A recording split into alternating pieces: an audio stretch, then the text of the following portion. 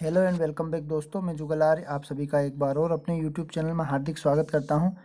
यदि अभी तक आपने हमारे चैनल को सब्सक्राइब नहीं किया है तो चैनल को सब्सक्राइब कर दें। आज मैं अर्धवार्षिक परीक्षा 2021 का गणित का पेपर जो कक्षा 11वीं का है उसका सॉल्यूशन प्रोवाइड करने वाला हूं। पहले विकल्प की तरफ हम बढ़ते हैं। तो किसी भी अरिक्त समुच्चय में ए डबल डैश बराबर होता है तो वो ए के बराबर होता है। और यदि ए तथा बी दो ऐसे समुच्चय हैं तब ए क्रॉस बी बराबर बी क्रॉस ए केवल एक, तो इसका सी वाला ऑप्शन आपका सही रहेगा। सम्मिश्र संख्या आई का गुणन प्रतिलोम क्या होगा? तो आई का गुणन प्रतिलोम हो जाएगा आपका माइनस का आई। वो कैसे सॉल्यूशन करते हैं? जैसे आई है तो आई का गुणन प्रतिलोम प्रतिलोम होता है उल्टा, और आई का परिमेयकरण करते हैं तो आई अपॉन आई, आई का हम आई मल्टीप्लाई करते हैं तो वो बन जाता है आपका आई का स्क्वायर। और हम जानते हैं आई स्क्वायर होता है माइनस का 1, तो ये माइनस वाला मान माइनस ऊपर लग जाएगा, तो इसका ऑप्शन नंबर आपका ए वाला सही रहेगा। एन सी एन का मान कितना होता है? एन सी एन का मान आपका 1 होता है। ए प्लस बी कोष्टक के अंदर एन उसकी जो पावर है इसका प्रसार व्यापक पद क्या होगा? तो इसका ऑप्शन नंबर ए सही रहेगा। अब हम बढ़ते हैं आगे की तरफ। तो यहाँ पर आपको दिया गया है छठा वाला प्रश्न जिसमें श्रेणी दी गई है। एक जो आपकी श्रेणी दी है 2 4 8 और डैश डैश डैश का 8वां पद क्या होगा? सबसे पहले हम इस श्रेणी का चयन कर लेते हैं कौन सी श्रेणी है। तो ये समांतर श्रेणी तो हो नहीं सकती क्योंकि इनके बीच में समान अंतर नहीं है। तो ये हम देखने में हमें ये जीपी लग रही है, मतलब गुणोत्तर श्रेणी। और गुणोत्तर श्रेणी निकालने का एक सूत्र होता है ए आर की पावर एन माइनस 1। यदि मैं यहाँ पर ए की वैल्यू 2 रखता हूँ और आर जो है इनका पदानुपात होता है, तो पहले दूसरे में पहले का भाग लगाते तो पदानुपात इसका 2 आता है। और एन यानी कि 7, आपको 8वां पद ज्ञात करना है तो 8 माइनस 1 हो जाएगा तो हो जाएगा 7। तो जब इनका हम मल्टीप्लाई करेंगे 8 बार तो इनका मल्टीप्लाई होने पर आपका आएगा 256। तो ये हमने आपके विकल्प कवर किए। अब हम रिक्त स्थान की पूर्ति करते हैं। तो पहले वाले रिक्त स्थान में रिक्त समुच्चय के अवयव की संख्या कितनी होती है? तो रिक्त समुच्चय जैसे इस प्रकार से लिख सकते हैं उसको, खाली तो इसमें कुछ भी समुच्चय नहीं है, अवयव नहीं है, तो इसके अवयव की संख्या 0 होगी। यदि नंबर ऑफ ए बराबर पी और नंबर ऑफ बी बराबर क्यू है तो इन दोनों का जो क्रॉस करेंगे, इन दोनों का क्रॉस आ जाएगा पी इंटू क्यू। इसका आंसर सही रहेगा। आपका हो जाएगा सम्मिश्र संख्या 3 प्लस आई का संयुग्मी। तो संयुग्मी मतलब जेड बार, तो इनके बीच में आई और 3 के बीच में जैसे प्लस है तो ये माइनस का निशान हो जाएगा। अब हम देखते हैं आपका फैक्टोरियल, सॉरी माफ़ करना, एन सी आर दिया है। तो जो 12 जो है आपका 12 इससे तुलना हो जाएगी आपकी, एक फार्मूला होता है इससे एन से, तो बराबर के उधर ले जाएंगे इसको। तो यहाँ पर कितना हो जाएगा? 12 और 8 आपका हो जाएगा आपका 20। इसका आंसर रहेगा आपका, सही उत्तर इसका 20 रहेगा।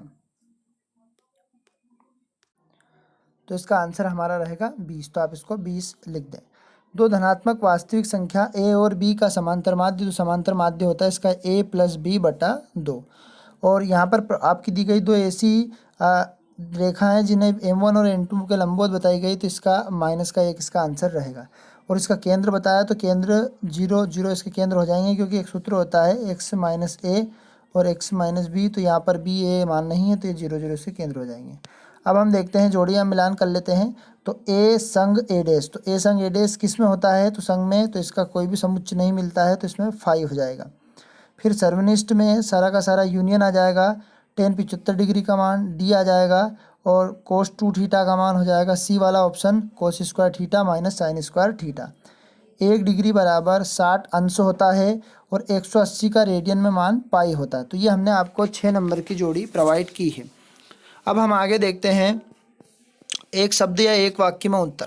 तो एक शब्द एक वाक्य में उत्तर देते हैं। तो समुच्चय 1 2 3 के कितने उपसमुच्चय हो सकते हैं? तो 1 2 3 के उपसमुच्चय यदि आप निकालेंगे तो बार बार कोष्टक में 1 जैसे, और फिर 2, यहाँ पर 1 ले लेंगे, फिर 2 ले लेंगे, फिर 3 ले लेंगे, फिर 1 2 ले लेंगे, फिर 2 3 ले लेंगे, 1 2 3 ले लेंगे और साथ में 5, तो इसके टोटल उपसमुच्चय बन जाएंगे 7। तो इसका आंसर सही रहेगा। अब 30 डिग्री को रेडियन में मापिए। तो 30 डिग्री को रेडियन में मापने के लिए 30 इंटू पाई अपान 180 डिग्री ऐसा कर देंगे हम। तो इसको हम 0 से 0 को 1 काट देंगे, 3 से इसको 6 बार काट देंगे, तो इसका आएगा पाई बाय 6। तो इस प्रकार से हमने आपको रेडियन में मान निकालना भी सिखा दिया। तो ये पाई बाय 6। अब माइनस का माप आई की घात 8 का मान क्या होगा? तो आई की घात 8, यहाँ हमने लिख दिया आई की घात 8। तो इसको तोड़ देते हैं, तो आई की घात हम 2 की घात 4 कर देते हैं और आई स्क्वायर का मान होता है -1, तो -1 की घात 4। सम संख्या किसी की घात होती है तो उसका मान प्लस में हो जाता है, तो इसका आ जाएगा 1, इसका आंसर रहेगा। उस तल का नाम बताइए जिसके लिए बिंदु, यानी कि यहाँ पर हमारे पास y0 है, तो ये कौन से तल पर स्थित है, यहाँ x पर स्थित है, तो ये लिख देंगे हम x और z तल है इस तल का नाम, x और z पर ये स्थित है बिंदु। अब हम आगे बढ़ते हैं। लिमिट x बराबर 1 है तो x की घात 3 माइनस x की घात 2 प्लस 1, तो यहाँ इसकी जगह पे 1 रख देंगे, फिर यहाँ पर भी 1 रख देंगे, तो 1 में से 1 गया, बचा कितना आपका 0 और बचा कितना, तो इसका आंसर आ जाएगा आपका 1, तो इसका आंसर में आपको 1 लिखना है। x बराबर 2 पर फलन f(x) बराबर 3x के लिए अवकलज का मान ज्ञात कीजिए। तो पहले इसका मुझे अवकलन करना पड़ेगा। जब मैं अवकलन करूँगा तो d/dx और मुझे 3x का अवकलन करना है, तो x का अवकलन हो जाता है 1 और बचता क्या है आपका केवल 3, और यहाँ पर फलन ऐसा नहीं बचा कि उसमें x का मान रख दें, तो इसका आंसर आपका आ जाएगा 3। आगे बढ़ते हैं। समांतर माध्य ज्ञात करना। तो समांतर माध्य ज्ञात करने का सभी आंकड़ों का योग, मतलब ये पूरी की पूरी संख्याओं को आप जोड़ लो, इनको जोड़ने पर आपका आएगा 72 और 72 और टोटल संख्या गिन लो 1 2 3 4 5 6 7 8 9, तो कितनी बार जाएगा ये 9 हमारी संख्या है, तो कितना आंसर आना चाहिए इसका 9 8 72।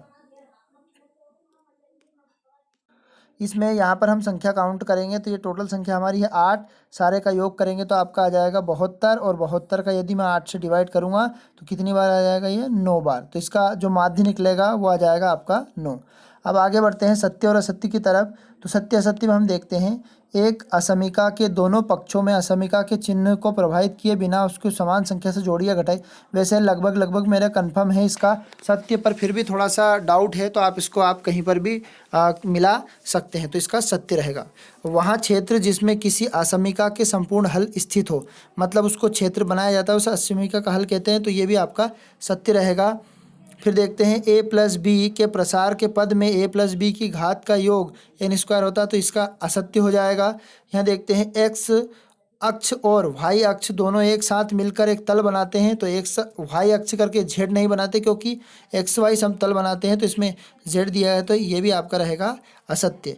अगला देखते हैं। यदि x बराबर 0 पर साइन का अवकल, तो सबसे पहले साइन का अवकलन होता है आपका कोस x है ना। अब कोस x का मान उन्होंने कितना दिया है 0 डिग्री, और कोस 0 डिग्री का मान होता है 1, तो यहाँ पर इसका 1 दिया है आपका, तो ये सत्य रहेगा। एक अचर वास्तविक संख्या a के लिए चर फलन f(x) बराबर a का अवकलन क्या शून्य होगा, सत्य। तो यहाँ पर हमें केवल कौन से ऑप्शन आपके गलत मिले हैं वो मैं आपको बता देता हूँ। ऑप्शन नंबर 3 और आपका चौथा गलत है, बाकी के सब सही है। तो इसमें हमने आपके 32 नंबर के ऑब्जेक्टिव कवर किए हैं। आगे के प्रश्न में यदि डाउट हो तो मैं आपको दूसरे पार्ट में उनके प्रश्न को भी सोल्व करके बता सकता हूँ। यदि आपको हमारा वीडियो पसंद आए तो हमारे वीडियो को अपने दोस्तों के साथ ज़्यादा से ज़्यादा फॉरवर्ड कर दें, ताकि वो भी अपने जो एग्ज़ाम में पेपर दे के आए उनको अंक को मिलाकर बता सकते हैं कि कितने अंक हमें आने वाले हैं। साथियों, जय हिंद। अगले वीडियो में हम जल्द मिलेंगे। Tata, bye bye.